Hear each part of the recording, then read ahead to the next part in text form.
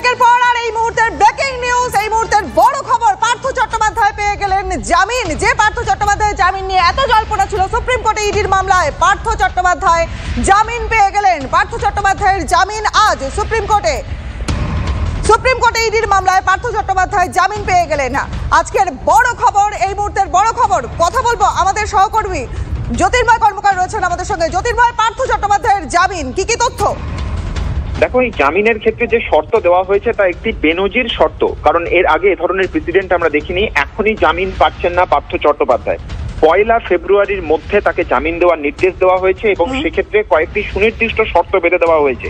31শে December বা trial কোর্টের শীতকালীন ছুটি পড়ার আগে চার্জ ফ্রেম শেষ করতে হবে। জানুয়ারি 2nd বা 3rd উইকের মধ্যে যারা সব থেকে সংবেদনশীল প্রত্যক্ষদর্শী, অর্থাৎ যারা উইটনেস রয়েছেন, যাদের জীবনের ওপরে হামলা হওয়ার সম্ভাবনা রয়েছে বা তথ্য প্রমাণ লোপাটের জন্য যাদের উপর চাপ দেওয়া হতে পারে, তাদের বয়ান রেকর্ড করতে হবে। এবং সব থেকে বেশি গুরুত্বপূর্ণ যে বিষয় তা হচ্ছে এক্ষেত্রে তিনি কোনো রকম অফিস, অর্থাৎ তিনি মন্ত্রী পদ নিতে পারবেন না, কিন্তু তিনি এমএলএ থাকতে পারবেন। কিন্তু যাবতীয় এই প্রক্রিয়া সম্পূর্ণভাবে 1 ফেব্রুয়ারির মধ্যে শেষ করতে হবে। অর্থাৎ কোর্টের এই প্রক্রিয়া শেষ হওয়ার পর এখনই সিবিআই এর কেসে, ইডির কেসে জামিন পাচ্ছেন না পার্থ চট্টোপাধ্যায়। তিনি তার জামিন বলবৎ হবে 1 ফেব্রুয়ারির মধ্যে, তার এই জামিন বলবৎ করতে হবে।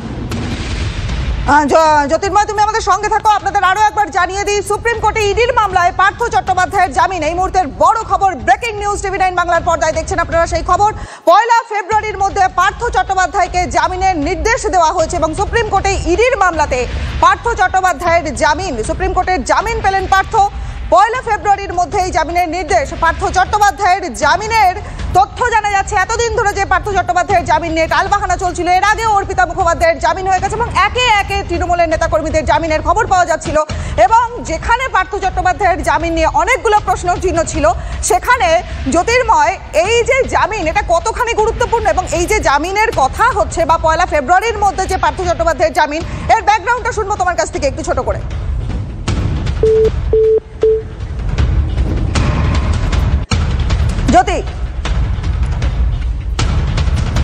জ্যোতির্ময়ের সঙ্গে যোগাযোগ করব, তার আগে বিজেপি নেতা জগন্নাথ চট্টোপাধ্যায় এই মুহূর্তে রয়েছেন আমাদের সঙ্গে। জগন্নাথ বাবু, TV9 বাংলায় স্বাগত। এই মুহূর্তে ব্রেকিং নিউজ আমরা TV9-এ দেখাচ্ছি যে 1 ফেব্রুয়ারির মধ্যে পার্থ চট্টোপাধ্যায়ের জামিন হবে। আজকে সেই জামিন মামলা শুনানির কথা জানা যাচ্ছে সুপ্রিম কোর্টে, কি বলবেন? দেখুন, জামিন হচ্ছে একটা আদালতের প্রক্রিয়া।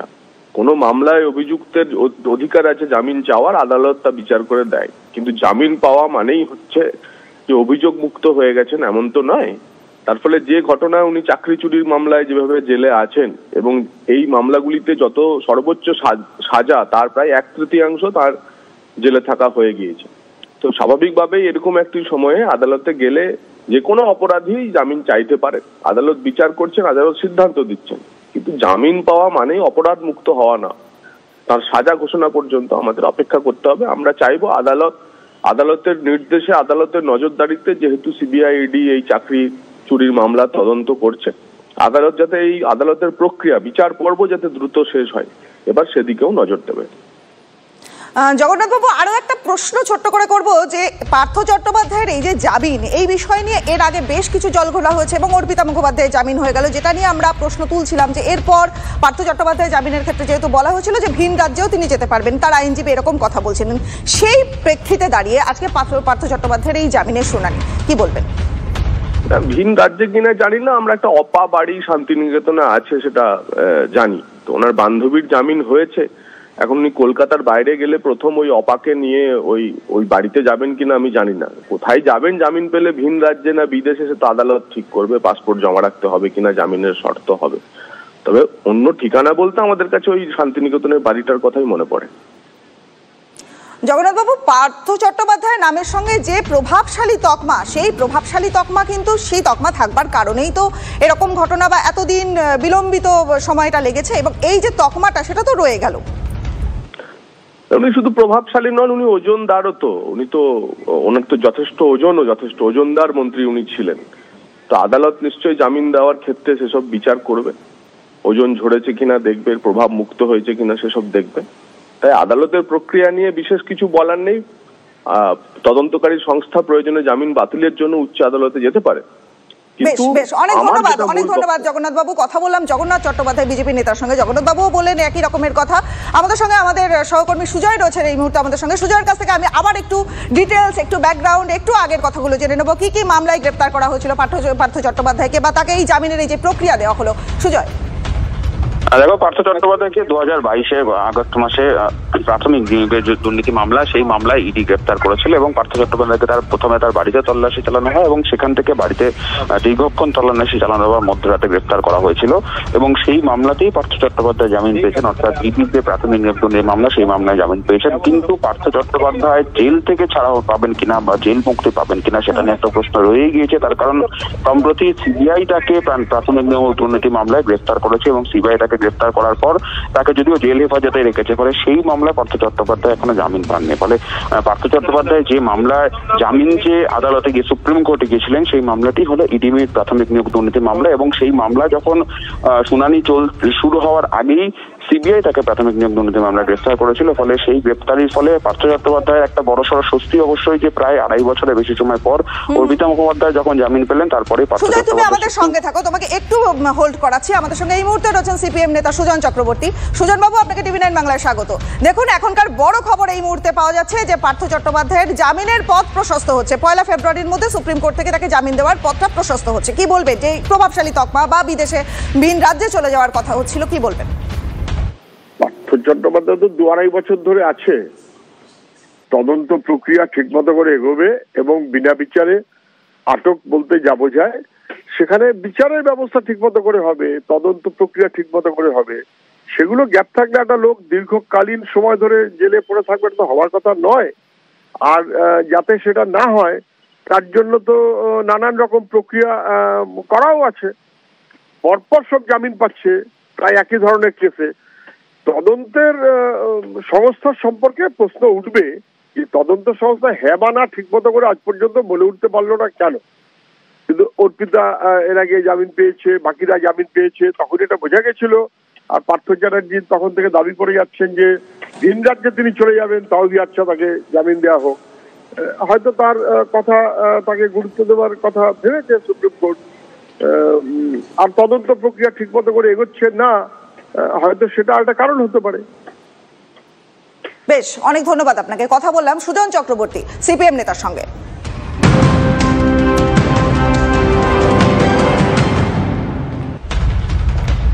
এই মুহূর্তে সব থেকে বড় খবর, সুপ্রিম কোর্টে ইডির মামলায় পার্থ চট্টোপাধ্যায়ের জামিন। 1 ফেব্রুয়ারির মধ্যে পার্থ চট্টোপাধ্যায়কে জামিনের নির্দেশ দেওয়া হয়েছে। নিয়োগ দুর্নীতি মামলায় 2022-এর 23শে জুলাই গ্রেফতার হন পার্থ চট্টোপাধ্যায়। আরো বিস্তারিত জানার চেষ্টা করব। আমাদের সঙ্গে রয়েছেন আমাদের প্রতিনিধি জ্যোতির্ময় কর্মকার।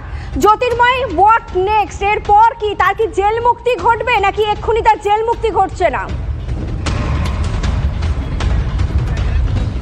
স্পষ্টভাবে জানিয়ে দেই, আজকের যে নির্দেশ, সেই নির্দেশের টেকনিক্যালি কখনোই পার্থ চট্টোপাধ্যায় জেল মুক্তি সম্ভব নয়। তার কারণ তার ইডি কেসে তার জামিন হলো, সিবিআই কেসে তিনি এখনো পর্যন্ত জেলে রয়েছেন এবং সেক্ষেত্রে তার জামিনের আবেদন এখনো পর্যন্ত গ্রাহ্য হয়নি।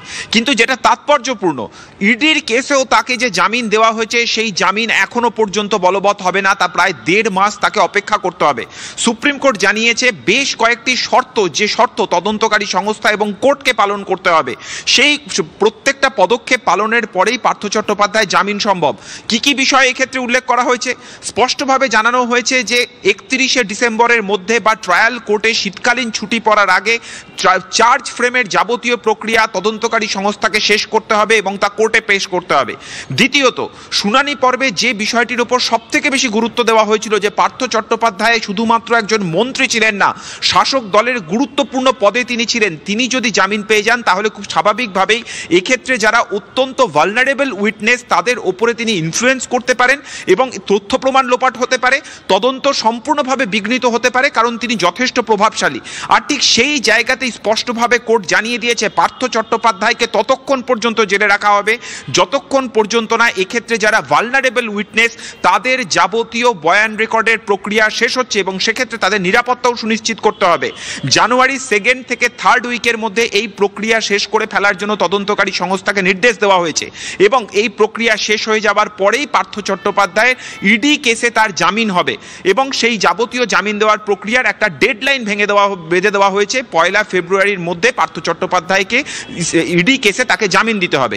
এর পাশাপাশি বলা হয়েছে তিনি জামিন পাওয়ার পরেও কোনো পরিস্থিতিতে তিনি কোনো মন্ত্রক, কোনো সরকারি অফিসের দায়িত্ব তিনি নিতে পারবেন না, অর্থাৎ তিনি মন্ত্রী হতে পারবেন না, যদিও তিনি পশ্চিমবঙ্গ বিধানসভার বিধায়ক হিসেবে কাজ করতে পারেন যতক্ষণ পর্যন্ত না তিনি দোষী প্রমাণিত হচ্ছেন।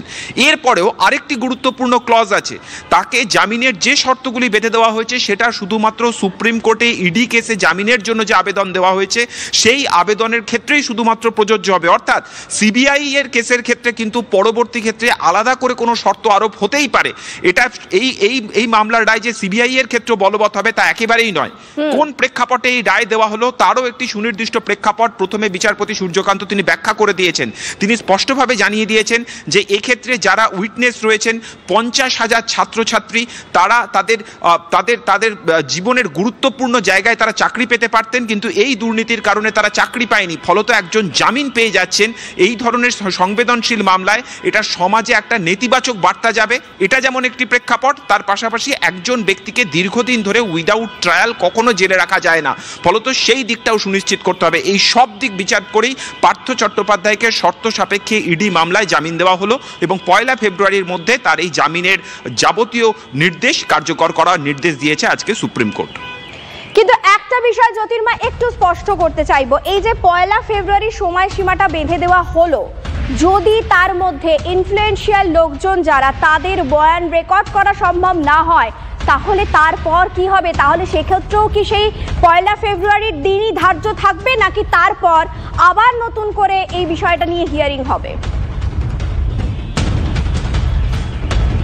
দেখো, সুপ্রিম কোর্টের নির্দেশ ইডি এক্ষেত্রে মানতে বাধ্য।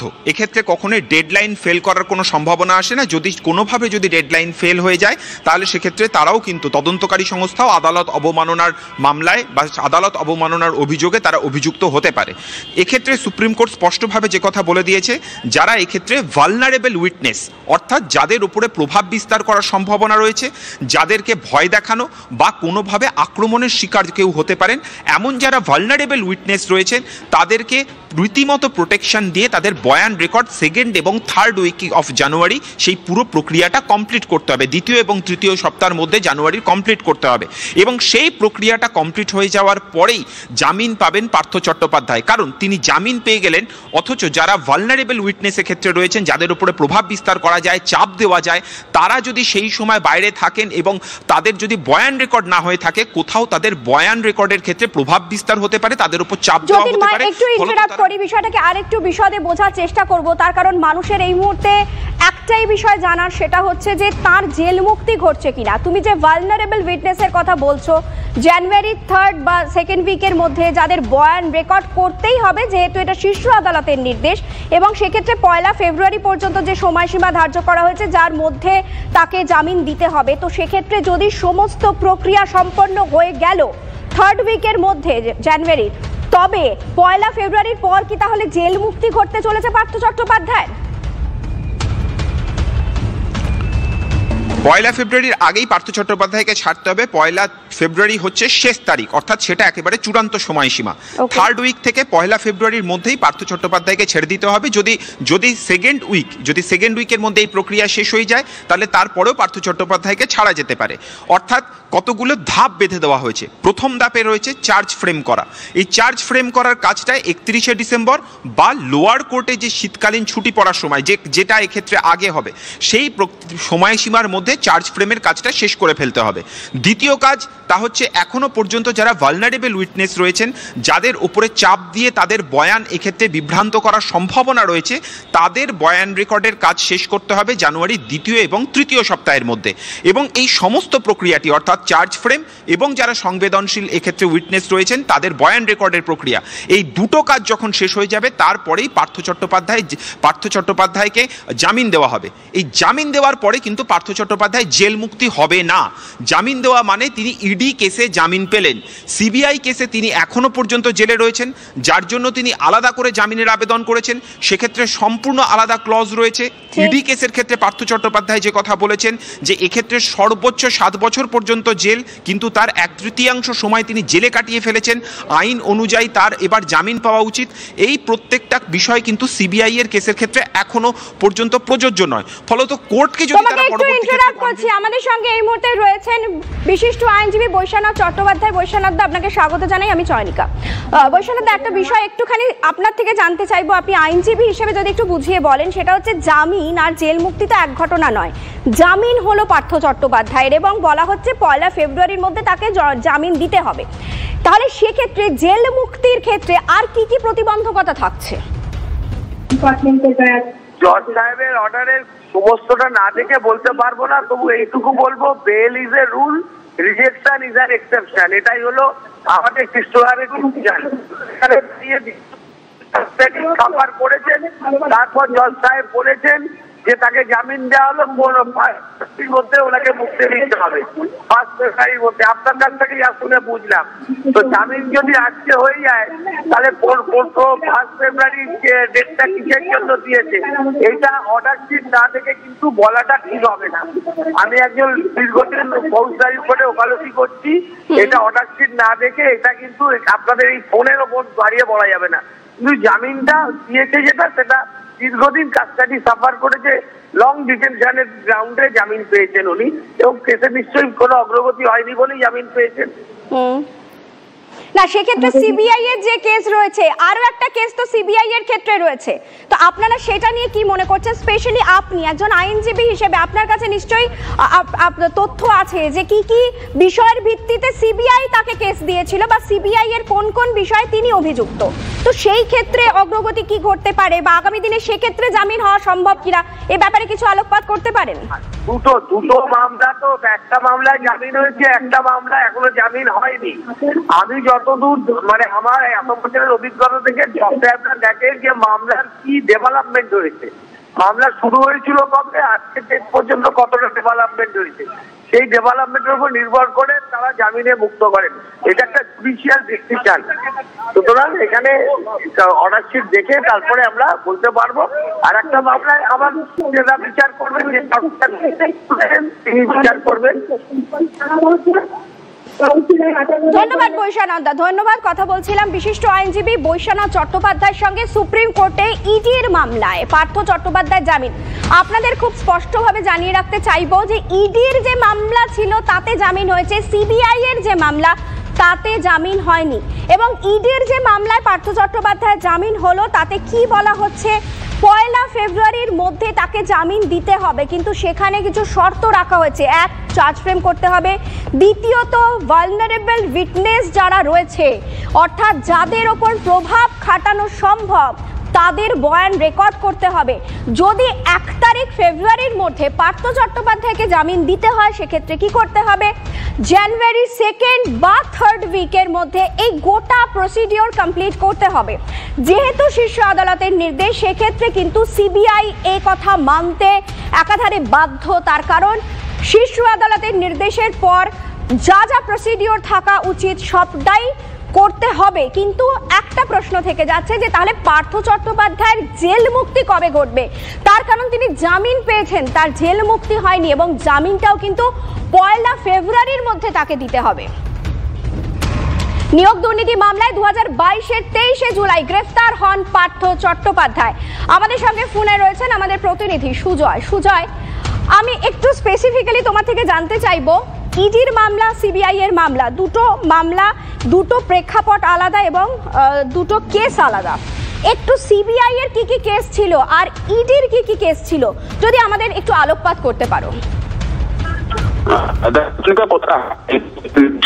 তদন্ত পাড়নায় এসএসসি সমস্ত দুর্নীতি মামলা, একদিকে দশম নিয়োগ দুর্নীতি, একাদশ দ্বাদশ, গ্রুপ সি, গ্রুপ ডি, প্রাথমিক, প্রত্যেকটি মামলায় সিবিআই তদন্তভার নিয়েছে কলকাতা হাইকোর্টের নির্দেশের পর।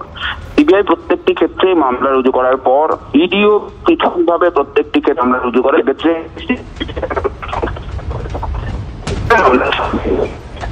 সুজয়, তুমি সঙ্গে থাকো, তোমার সঙ্গে আমরা যোগাযোগের চেষ্টা করব। আমরা যোগাযোগ করতে পেরেছি অনির্বাণ গুহ ঠাকুরতার সঙ্গে, বিশিষ্ট আইনজীবী তিনি। অনির্বাণ বাবু, একটু স্পেসিফিক্যালি জানতে চাইবো যে সুপ্রিম কোর্টে তো ইডির মামলায় পার্থ চট্টোপাধ্যায়ের জামিন হয়ে গেল এবং সেক্ষেত্রে 1 ফেব্রুয়ারির দিন ধার্য করা হয়েছে। তার মধ্যে দুটো বিষয়, এক হচ্ছে চার্জ ফ্রেম করতে হবে, দ্বিতীয়ত হচ্ছে ভালনারেবল উইটনেস যারা রয়েছে তাদের বয়ান রেকর্ড করতে হবে। তাহলে জেল মুক্তি, যে বিষয়টা নিয়ে সবাই জানতে চাইছে, জেল মুক্তি কবে ঘটতে পারে, মানে এরপর কি কি ধাপ রয়েছে? আর দেখুন, প্রথমেই বলি যে আমরা যখন এই হিয়ারিং চলছিল আমরা বারবার বলেছিলাম যে বাকিরা সবাই মুক্তি পেয়েছেন, পার্থবাবুকে ইমিডিয়েটলি জামিন দেওয়া হোক। এবং তখন আমরা লেট বাই মিস্টার মুকুল রোহতাগি, তিনি আমাদেরকে লিড করেছিলেন এই কেসে, এবং সেখানে বারবার এই তথ্যটা উঠে এসেছিল যে কেন অনারেবল কোর্ট বারবার জিজ্ঞেস করছিলেন যে ট্রায়াল কেন এগোচ্ছে না। তো তাই জন্য একটা নির্দিষ্ট সময়সীমা বেঁধেছিলেন চার্জ গঠন করার এবং চারজন ভালনারেবল উইটনেসকে এক্সামিন করার, এবং বললেন যে 1 ফেব্রুয়ারি জামিনের দিনও ধার্য করে দিলেন, অর্থাৎ 1 ফেব্রুয়ারি ওনাকে জামিন দিতেই হবে, কারণ shall be released on bail, trial court বলে ট্রায়াল কোর্টকে। তো তার মানে এই 1 তারিখের মধ্যে ইডির দায়িত্বভার অনেক বাড়লো, এনফোর্সমেন্ট ডিরেক্টরকে চার্জ গঠনের প্রক্রিয়া শুরু করতে হবে, অনারেবল ট্রায়াল কোর্টকে চার্জ গঠন করতে হবে এবং 4 জন সাক্ষী